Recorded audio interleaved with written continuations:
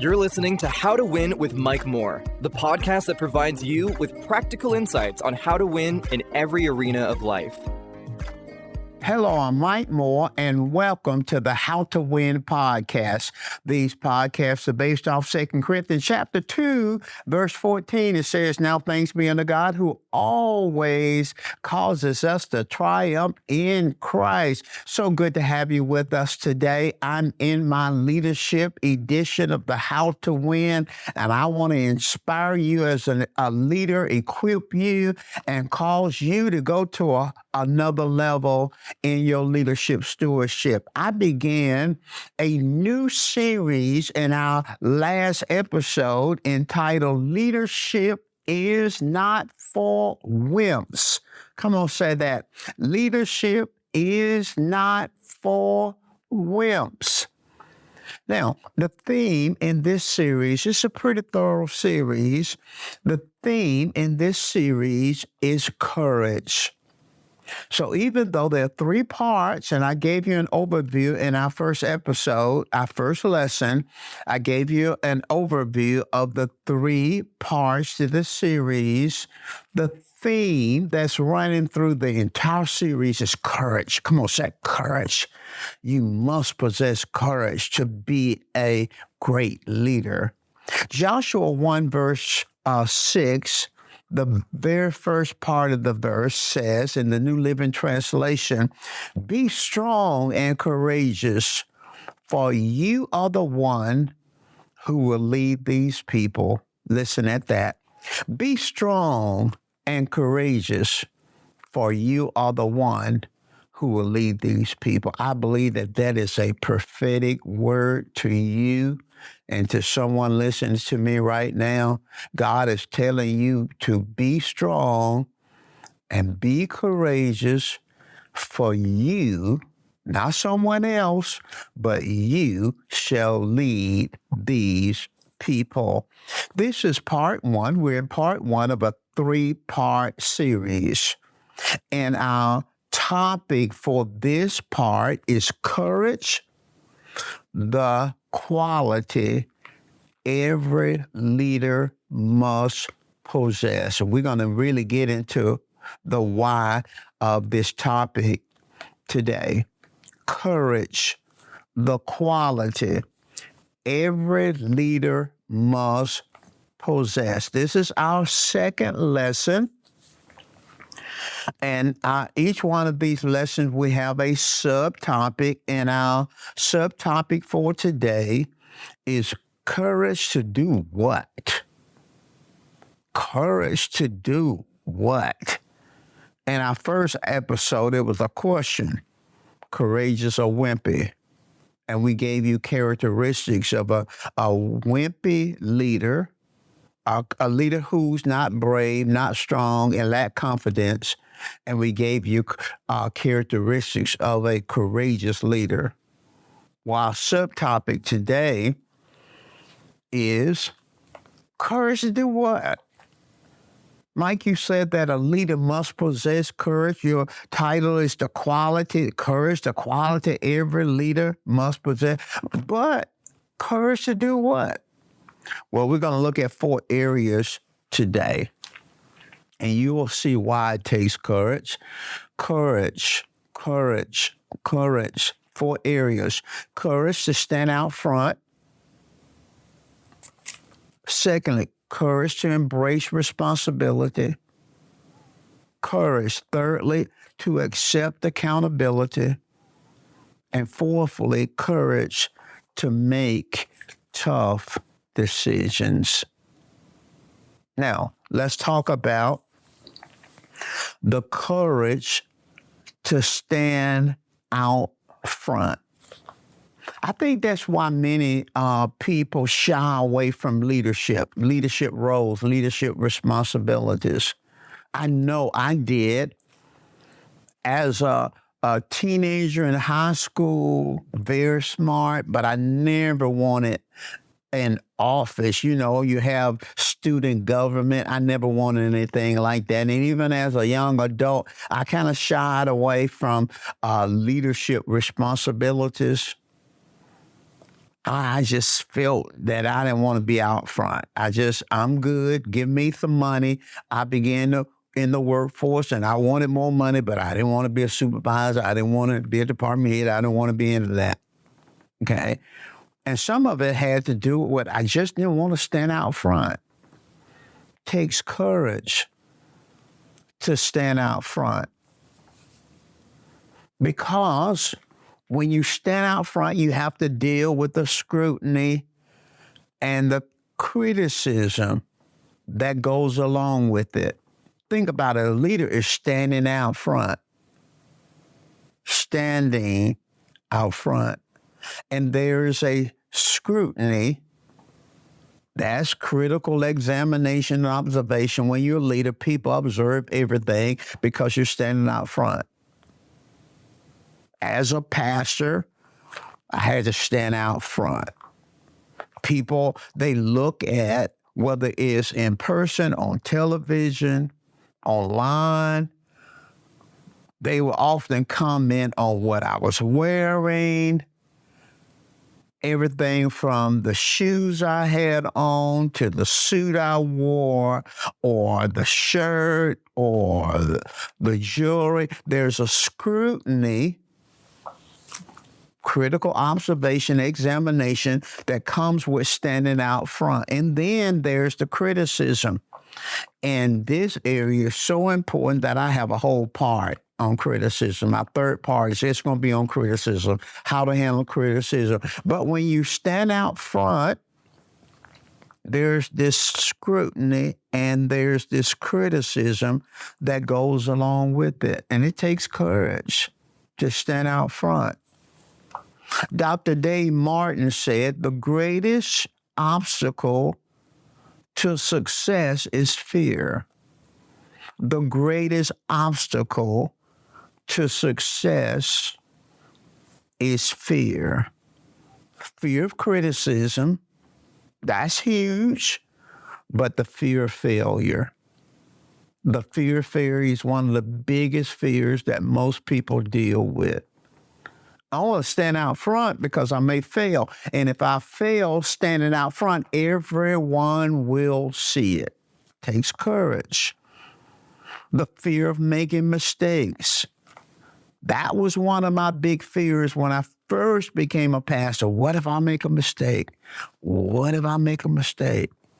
What if I make a mistake? And it's something about growth. We all pray for it. We all want it. But when we grow and we're standing out front and we fear making a mistake, and when we make a mistake, everyone sees it. If anything grows, there are going to be more decisions. The decisions will cost more. When I first began as a pastor, our first project was purchasing a discontinued school. And at that time, that was in the early 80s. And in that time, the school was auctioned for $25,000. And boy, that $25,000 seemed like $25 million at that time. But the last project that we began and finished cost $26 million. We had grown. Things cost more. Decisions involve more people. So it takes courage. Takes courage to stand out front. And when you fear making a mistake, you end up procrastinating. We talked about that in our last episode. And you end up inactive. I'm just not going to do anything because I don't want to make a mistake. So it takes courage to stand out front. But here's the beautiful thing. If God calls you to do a thing, he will give you the grace to do it. And that's what I learned in over 40 some years walking with the Lord. If he calls you to do it, he will give you the grace, the strength. And what was a very intimidating position can become your comfort zone, standing out front. Courage to do what? Number 2, to embrace responsibility. To embrace the responsibility. Leaders must delegate authority. If it's going to grow, you've got to delegate authority. But leaders cannot delegate responsibility. A leader is always responsible for the ultimate overall results. Always responsible. Even though we delegate, and those who we delegate to, they are responsible for their area. But the leader, the lead authority, the CEO, the principal of the school, the pastor of the church is ultimately responsible for the overall results. So embracing the responsibility requires courage. Leaders are responsible for setting benchmarks, maintaining communication, assessing performance. But ultimately, the leader is responsible for the results of the organization. Pat Williams said, when things go wrong on your watch, you are to blame. Takes courage to be a leader. Courage to stand out front. Courage to embrace responsibility. But courage, thirdly, to accept accountability. To accept accountability. Well, what's accountability? Accountability is the acceptance of responsibility for one's own actions and the willingness to be evaluated and judged in terms of your performance. Accountability is the acceptance of responsibility for one's actions. That's what accountability, the acceptance of responsibility for one's actions and the willingness, accountability is the willingness to be evaluated and judged on your performance. Accountability. Accepting accountability requires courage. And there's 2 sides to this accountability issue. There's being accountable to others for your decisions. And I think every leader needs to be accountable to somebody. I pastored a very large church. I had a lot of authority, but I believed in accountability. We had a board of directors that I was accountable to.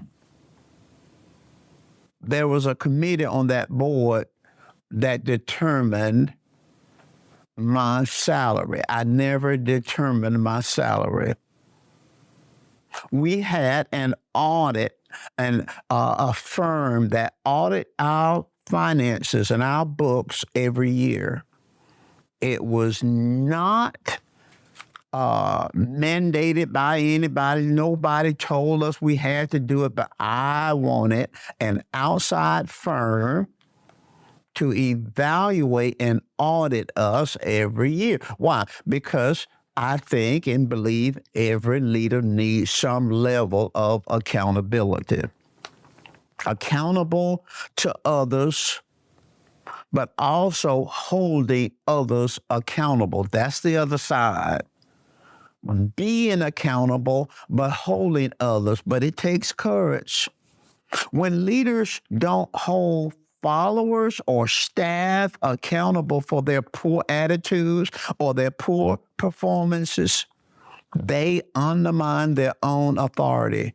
When you as a leader don't hold people under you accountable for their performance and accountable for their attitudes, and sometimes we let people get away with a bad attitude.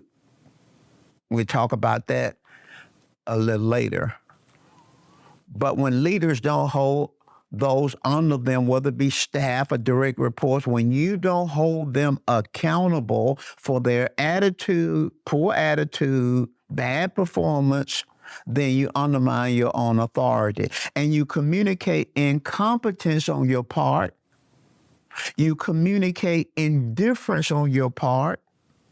You destroy the morale of the high performers. And these high performers do care, but because you don't hold people on the team accountable, you destroy their morale. And then you tempt the high performers to come down on the level of the low performers or quit. Accountability is so very important. And it takes courage to accept accountability. And then finally, it takes courage to make tough decisions. Difficult decisions. Now listen carefully, because this area of decision making is connected to courage, I have a whole nother part that I'm calling making decisions will make you or break you.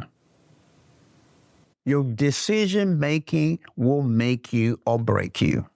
I got a whole nother part on that. When I finish this lesson today, we're going to begin that next part on decision making. Criticism is so very important to courage. It's connected. When you understand how to make decisions and the framework of decision making, it increases your courage. When you understand criticism and how to handle and recognize criticism and the different kinds of criticism, it will increase your courage. But right now, as I close this second lesson of the first part, I want to talk briefly about making tough decisions. It requires courage to make tough decisions, difficult decisions. Why is that?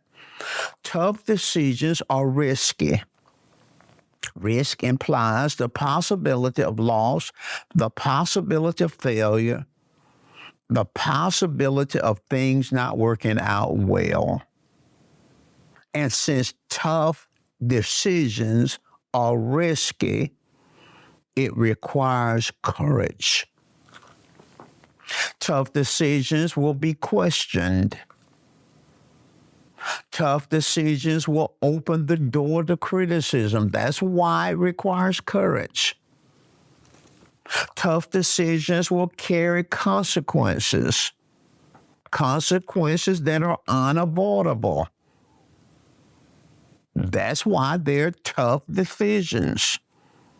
Our decision making, and I want you to make a note of this now, our decision making earns us favor or disfavor. Your decision making will earn you favor, but it will also earn you disfavor. That's why they are tough decisions. They are tough decisions because they often lead to misunderstanding.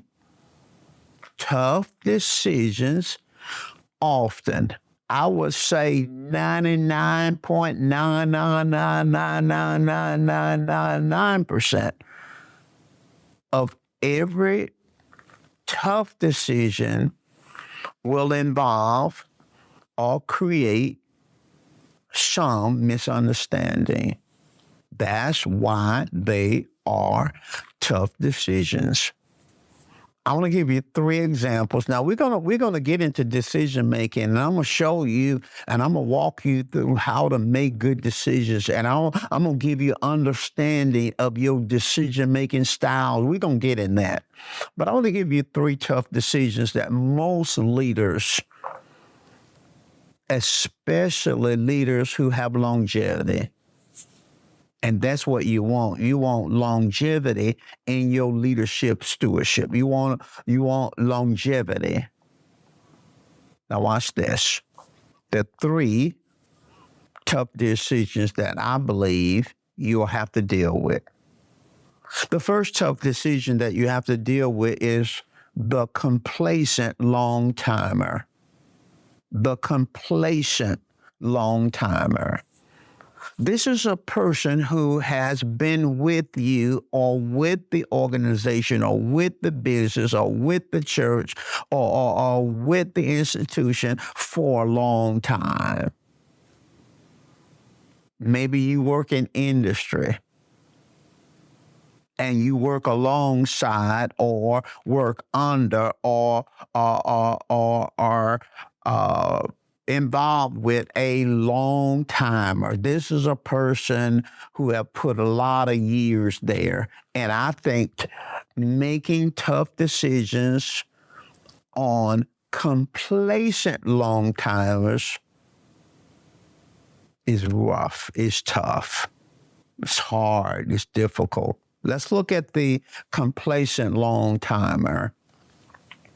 The complacent long timer is an employee or volunteer or worker or a leader who's stuck in his or her ways, just stuck in his or her ways.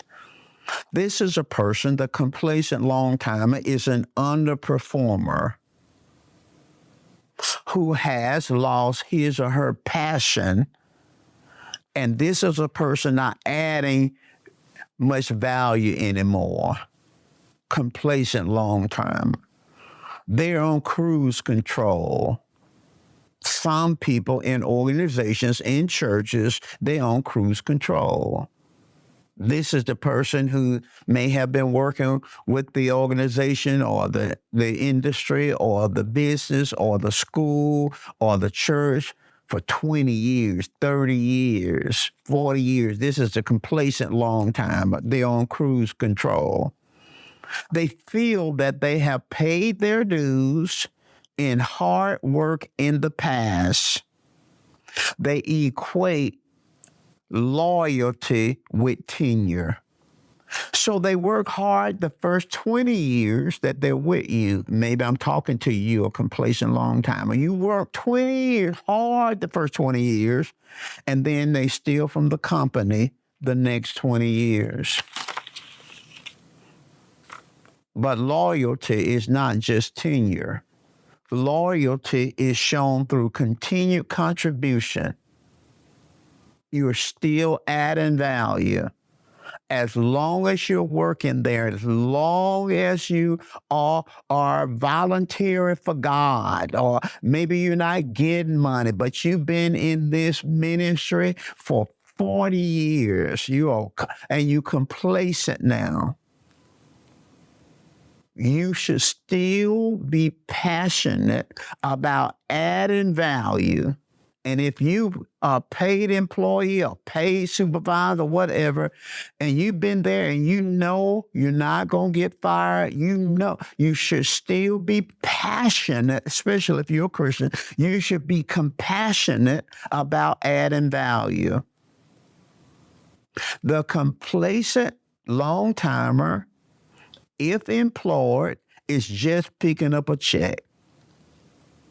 The complacent long-timer, if an employee, is just holding on to the position, holding on to the title, holding on to the status quo. They're guardians of the past, And if you're a leader and you got someone on your team and they complacent, they're not adding any value, that's a tough decision because they're going to hate your guts. I don't know if you understand that colloquial expression, but they're going to hate you if you make a decision to move them out of the way and bring somebody in who has passion, because they're going to say, you used me for all these years and now you're throwing me away, and they're not going to accept responsibility for their loss of passion.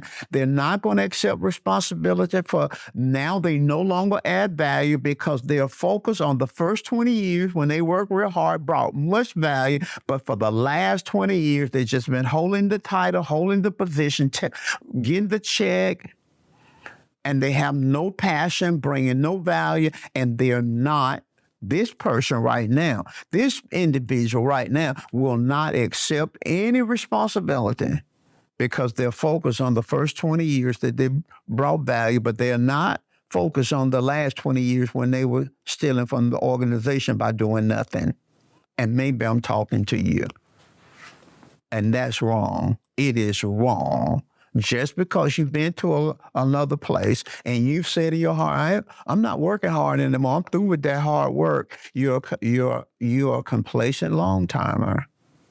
And they should hold you accountable. And if you get mad, you're wrong because you're not adding the value, you don't have any passion, because you think that your tenure is loyalty, and it's not. It's not tenure. It's not necessary. It could be, but it's not necessarily loyal. Yeah, I had a deacon in my church. He was the first deacon in my church. And that man was with me a long time. I mean, he was with me a long time. Brother Spencer. That man, God spoke to him to help me, and I was just in my early 20s. That man stayed with me till he died. And he was just as passionate about service and his commitment when he died as when early in time. Now that's a valuable long timer. And you need long timers, but you need because they bring history and they can see things and they bring wisdom. But if they have passion, you need people who have been through the struggle, who understood the tough times and went through them. You need every institution, every school, every church, everybody need long timers, passionate long timers, not complacent, not just sitting around doing nothing anymore. But those complacent ones, they are the ones that have the passion. They bring so much joy and so much pleasure and so much value to an organization. But then the complacent ones, boy, they are drag. And you have to make a decision, and that's tough. That's tough. They will hate you. Their families will hate you. And then everybody connected with them will hate you. That's a tough decision. The next tough decision that you'll experience if you're in leadership anytime is the life suckers. The life suckers. Oh, these are the people who they deliver results. Man, they can get some done. I mean, they gonna get some done. But their attitude bring the whole team down. You ever seen people on the team, or maybe you one of them, they just get the job done. They good, they know what they do, they competent, and they aggressive when it comes to getting their job done. They high performers in terms of achieving results, but their attitude is terrible. Flow level attitude, nasty attitude, arrogant attitudes, just all kinds of their attitude. That's a tough decision because these people are culture terminators. They will terminate a culture. They'll get the job done, and they know they can get the job done, but they are culture terminators. I read this somewhere. If someone has a bad attitude, it is their fault. But if you pay them, it's your fault. And this is a tough decision because they're going to point to their work, their performance. When you make a decision on this person, you remove this person because their attitude is bringing the team down, they're going to hate you too. Because they're going to say, I got more done than this person over here. And they're going to think, I did this and look at my performance. I'm the best person on the team. I get this done. You gave me that. They will hate you because they have a blind spot as it relates to the attitude. And sometimes you can even talk to them, but because of their blind spot, so sometimes you have to make a tough decision. That's a tough decision. I tell you, probably even a more tough decision. All these are tough. All of them tough. Even more tough decision is the good guys. These are good guys. You have to deal with the good guys. The good guys is the person everyone likes. Everybody in the church like this person. Everybody in the business like this person. Everybody and the staff like this person. Everybody like this person. The good guys. But sometimes the good guys are the wrong fit for the job. They're the wrong fit. Come on, say wrong fit. Sometimes the good guys, everybody like them, but they can't or won't do their job. There are people, they just as nice as you want. I mean, they just respectful. They just as nice. They just as courteous. But they're always dragging their feet. They're pulling the team down because they're not doing their job. They got other folk frustrated because they're not pulling their weight, but they are good. Everybody love them. Everybody love them. Everybody love them. And the problem is that they're not doing their job or they're the wrong fit. Everybody love them and they want to remain in the job. Even though you walk them through evaluations and you show them where they're not doing their job, but everybody like them. And then you got to let them go, terminate them because they're a good guy. But they're the wrong fit or they are not doing their job. And then you let them go and everybody going to get mad. Most people going to get mad because we like him. He's such nice. She's so nice. She's so sweet. Good guys. And then you can't explain to the people what happened. You can't take their evaluations out to the people. That's against the law. You can't do that kind of stuff. You can't tell them that the good guy didn't fit and the good guy didn't do their job. You can't tell folks that. All they know is that was a good person. They were sweet. They were kind. They were courteous. They quoted scripture, especially in church. You got a lot of good guys in church. They quoted scripture. That one not doing their job. That's a good guy. And it's a tough decision. It's a tough decision. It's a tough one. All these are tough decisions. But listen, leadership is not for wimps. You gotta have thick skin when you're a leader. You gotta be courageous. Now, listen. This concludes part 1. Courage, a quality that every leader must possess, is part 1. In our next session, we're going to get over into decision making, and the title of it will be Decisions Will Make You or Break You. Now, listen, I'm so glad you're with this on this journey. I'm learning so much. I pray you're learning a lot too. Tell somebody about the podcast. Share it with somebody. And I look forward to seeing you next time.